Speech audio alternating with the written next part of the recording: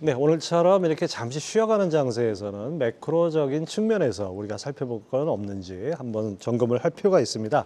그래서 오늘 교보증권의 김영렬 리서치 센터장 모시고 얘기 나눠보겠습니다. 어서 오십시오. 네, 안녕하세요. 자, 최근 시장을 보면 정말 개인들의 힘인 것 같아요. 개인들이 다시 밀어 올리는 이런 부분인 것 같은데 개인 투자자들은 시장의 어떤 면을 보고 이렇게 계속 강세를 보이나요? 네, 사실 지난 한 해 동안 1년 내내 시장이 부진해 왔었고 힘들었죠, 진짜. 또 그리고 국내 증시로 또 범위를 좁혀서 보면 그 이전 6개월 전서부터 그러니까 한국 시장은 1년 반 이상 이미 가격 조정이 진행되어 왔었거든요. 그렇기 때문에 현재 구체적인 경기 침체를 보게 된다 하더라도 이것은 새로운 것은 아니다. 그리고 이런 거시 지표나 기업 실적의 악화 부분 등이 구체적으로 드러나게 되면 오히려 우리가 그동안 기대했었던 경기 저점이나 이익 저점에 대해서는 좀 더 접근한 것일 수 있으니 자산 시장은 본격적으로 올라도 괜찮다라는 이런 모멘텀 개선에 대한 기대감이 선제적으로 시장에는 반영하고 있는 부분으로 볼 수 있습니다. 또 현재 우리 국내 증시의 어떤 풍부한 대기 자금에 대한 부분들도 상당히 좀 해석해 볼 수 있는 부분인데요. 기관 투자자들은 지난해 주식, 채권 등에 대한 수익률이 극히 부진했었기 때문에 포트폴리오에서 현금성 자산에 대한 비중을 크게 늘려놓은 상태에 있었거든요. 그런 상태에서 연초부터 시장이 순항하는 모습 등을 보이니까는 여기서 가격 조정을 보여도 우선 그동안 타이밍을 놓쳤었던 외국인 기관 투자자들은 진입할 수 있는 그런 기회를 엿볼 것이다. 이런 대기 매수 자금 등이 여전히 있다라는 부분 등이 현재 개인 투자자들의 자신감을 좀 더 독려하고 있다라고 볼 수 있을 것 같습니다. 뭐 기관들이 상당히 숏 포지션이기 때문에 담아야 되는데 네, 언제 그렇습니다. 담을지가 고민이라고 그런 얘기도 있군요. 네.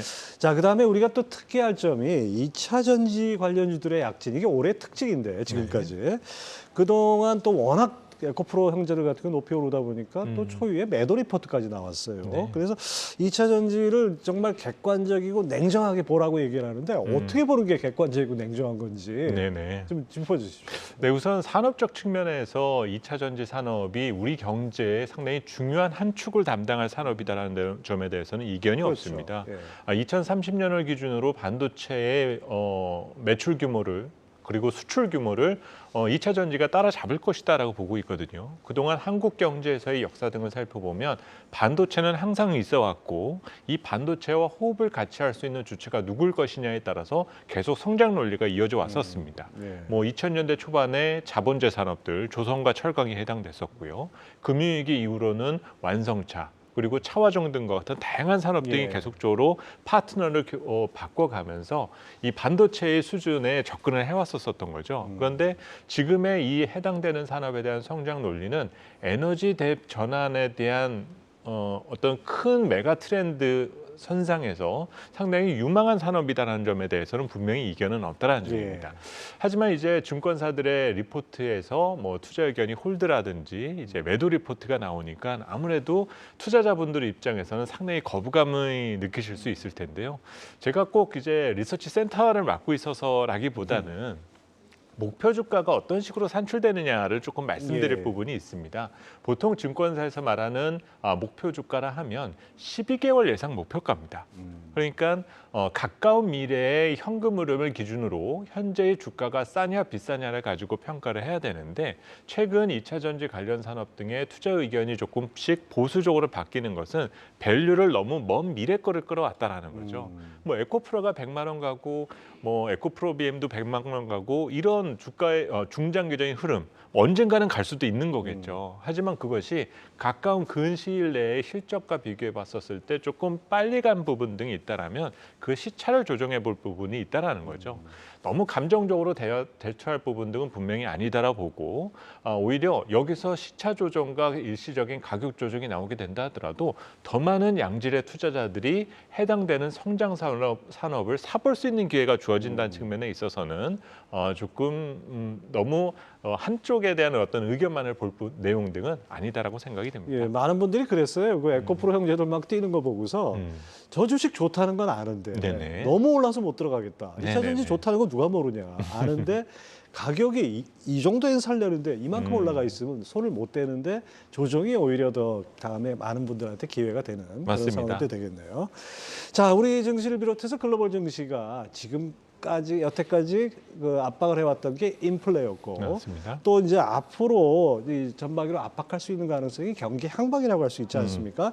근데 미국의 생산자 물가가 3년 만에 최대폭으로 하락했어요. 네네. 이건 어떤 의미로 해석해야 될까요? 네, 사실 이 생산자 물가 지수는 소비자 물가 이전의 선행적인 상승을 이번 사이클에서 보여왔고 네. 또 이번에도 선제적으로 이 생산자 물가가 진정되면서 다소 좀 인플레이션 리스크가 완벽히 제거되는 것은 아닌지라는 해석을 내릴 수가 있는데요.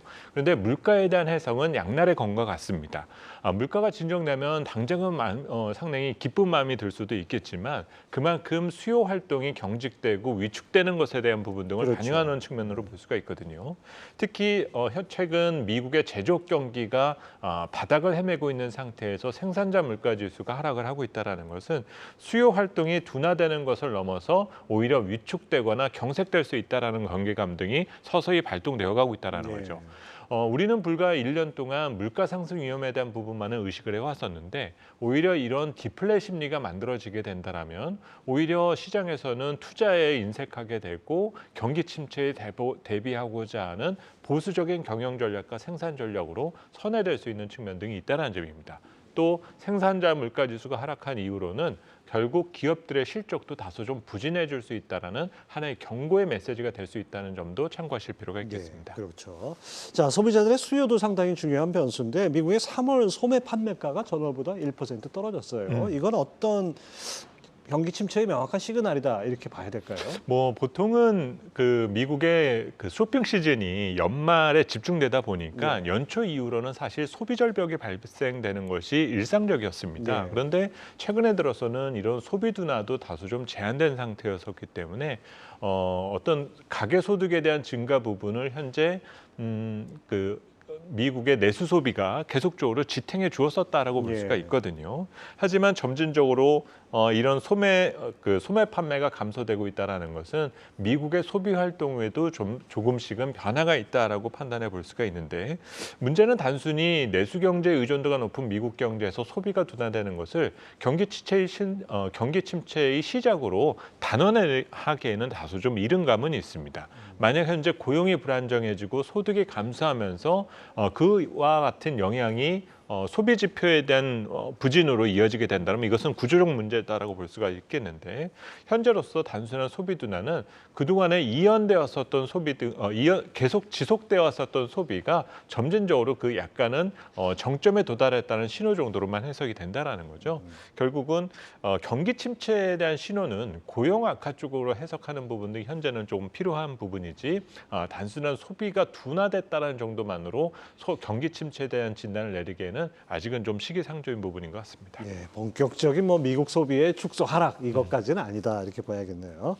자, 3월 CPI가 이게 지금 5% 상승에 그쳤습니다. 네, 한 달보다 그렇습니다. 한 1%포인트 떨어졌는데 PPI 쪽에서도 긍정적인 분위기가 나오고 그렇다 그러면 연준 입장에서 인플레만 보고 금리를 올릴 명분이 그만큼 낮아지는 거 아닐까요? 그렇습니다. 보통 이제 금리 인하와 추가적인 인상에 대한 부담이 사라지게 되는 것은 물가가 정책금리 이하로 떨어졌을 때부터 그것이 가능한 부분인데요.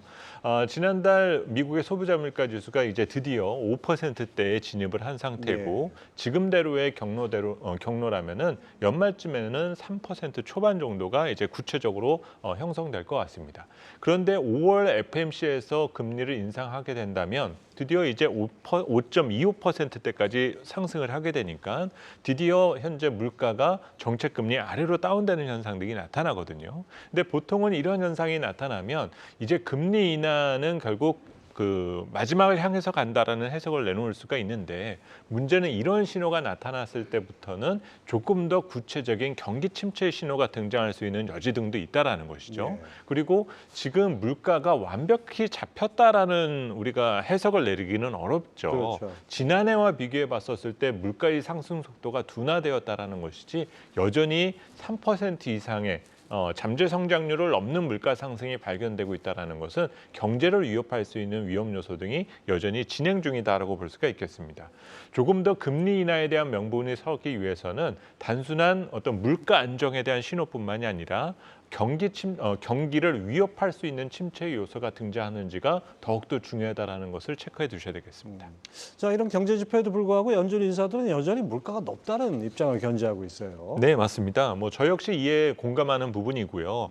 단지 지난 1, 2년 사이에 물가가 상승한 것이 팬데믹이 끝나면서 시작된 보복 소비에 대한 일시적 물가 상승일 것이냐, 아니면 지정학적 위험과 다양한 이런 요소 공급망 리스크가 영향을 미쳐서 생겨난 인플레이션이라고 해석해 볼 수가 있는데, 지금은 어떤 구조적 이유가 조금 더 짙다라고 볼 수가 있습니다. 그래서 현재 경제학자들이 조금 끈적한 그 인플레이션이라고 해서 스티키 인플레이션이라는 표현을 쓰고 있거든요. 그러니까 스티키 인플레이션이라는 표현이 정의되고 있다는 것은 지금의 물가가 조금 진정되었다라고는 하지만 이 3% 내외의 물가 상승률이 앞으로 몇 년이 더 지속될지를 우리가 장담하기란 어렵다는 그렇죠. 거죠. 네.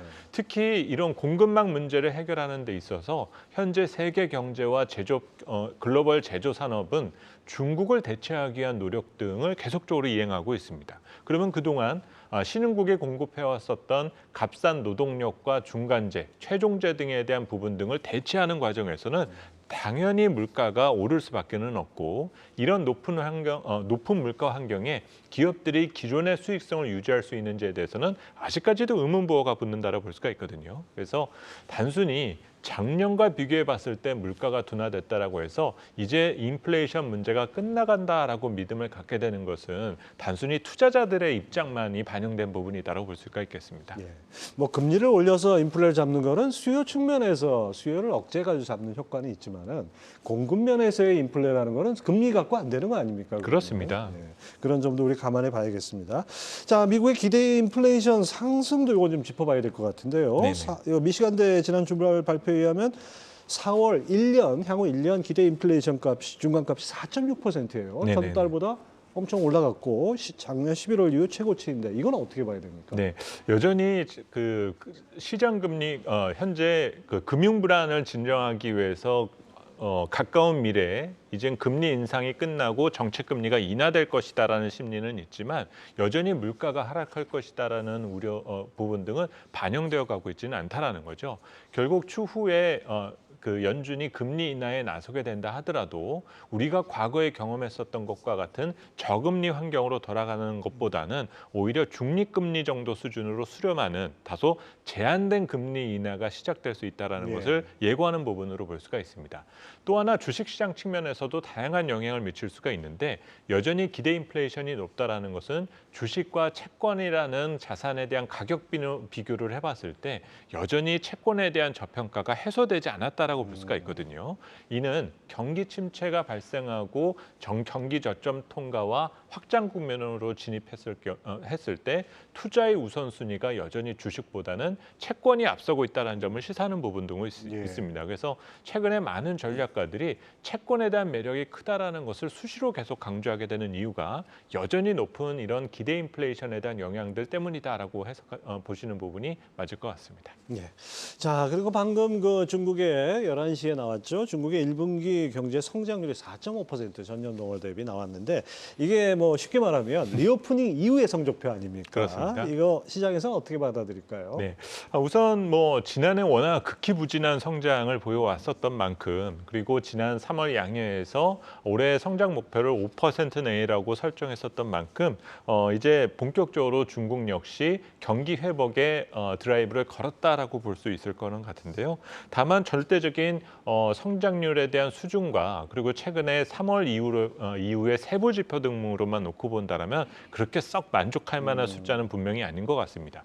특히 지난해 연말까지 기준으로 볼 때 중국은 민간 부분 투자와 소매 총액 등이 계속적으로 우하향하고 있습니다. 과거에 중국이 이렇게 경기의 하방 압력이 커졌을 때는 소비 진작 등을 통해서 손쉬운 경기 부양에 나서는 경우들이 많았는데 지금 그 모델이 먹히고 있지는 않다는 점이거든요. 지금 미국이 그나마 경기 침체 위험에도 안정된 경기 운영을 할 수 있게 된 것은 안정적인 일자리가 확보되었기 때문인데, 현재 중국의 또 하나의 어떤 잠재적 불안 요소 중에 하나가 일자리가 보장되지는 않아 있다라는 것이죠. 중국에서는 1년에 약 1,200만 명의 대졸자 등이 발생되고는 있지만 이들 중에서 취업하는 숫자는 30%가 채 되지가 않습니다. 그만큼 일자리를 확보하는 데 어려움을 겪고 있다는 부분이기 때문에 중국 정부 역시 투자를 통한 경제 활력을 되찾아야만 될 텐데요. 문제는 그 효과를 얻는 데는 단기 효과가 생긴다라고 볼 수만은 없겠죠. 그래서 가급적 이제 직접적인 외자 유치와 어떤 자본시장 개방 등을 통해서 변화된 모습 등을 보여야만 될 텐데 그런 모습 등을 확인하기까지는 아직까지 조금은 만족스러울 만한 중국 경제 상황은 아니다라는 정도로 정리할 수 있을 것 같습니다. 예, 끝으로 간단하게 매크로 관점에서 투자 전략은 어떻게 가져가야 될까요? 네, 이제 본격적으로 프리어닝 그 실적 시즌이 시작됐습니다. 그리고 이 실적 시즌에서 꼭 봐야 되는 것은 높은 물가 그리고 고금리에서 과연 기업들 금융기관들의 재무제표가 어떻게 바뀌었는지를 살펴봐야 될 텐데요. 이런 부채의 위험을 진단하는 데는 최소 3개월에서 반년 정도의 시간이 걸릴 수밖에 없습니다. 최근에 우리 국내 증시가 순항하고 있기 때문에 아무 문제가 없이 다 수습되었다라고 생각하실 수도 있겠지만 지금 3월에 발생되었었던 미국 금융 불안 이슈 등은 여전히 진행형의 문제라고 볼 수가 있겠고요. 앞서 대기 자금이 풍부하다는 점 등을 생각을 하면 경기 침체의 우려를 자극하는 충격 요소가 등장했었을 때 저가 매수의 기회는 여전히 2, 3분기 중에 남아있다라 볼 수가 있습니다. 이 기회를 10분 활용하시는 것을 제안드리고 싶습니다. 네, 오늘 말씀 잘 들었습니다. 김영렬 교보증권 리서치 센터장이었습니다. 감사합니다. 감사합니다.